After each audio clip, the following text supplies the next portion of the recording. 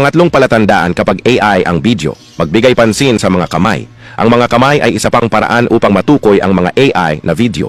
Ito ay dahil nahihirapan ang AI na ipakita ang mga daliri ng kapanipaniwala dahil sa komplikado at pagkakaiba-iba sa kung paano gumagalaw, nakikipag-ugnayan at lumilitaw ang mga kamay at daliri ng tao. Maaaring magkaroon ng sobrang maraming daliri ang mga kamay o kakaibang hugis o gumagalaw sa matigas, hindi likas na paraan.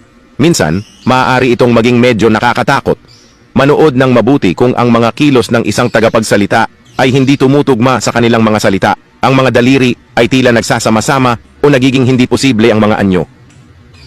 Halimbawa, pagbabago o deformed na mga kamay. Sa halimbawa, tingnan ng mabuti kung paano nagbabago at nagsasama-sama ang mga kamay ng ilang tao habang ang iba ay may mga daliri sa mga imposibleng anggulo. Video na nilikha ng AI gamit ang Sora.com na pinapagana ng OpenAI. This is the third one. Shout out dyan sa misis ko na nasa Cebu karon kauban sa usa namo ka anak at apo namin sa... Anong lugar ba yon? Olanggo pala. Salamat kayo.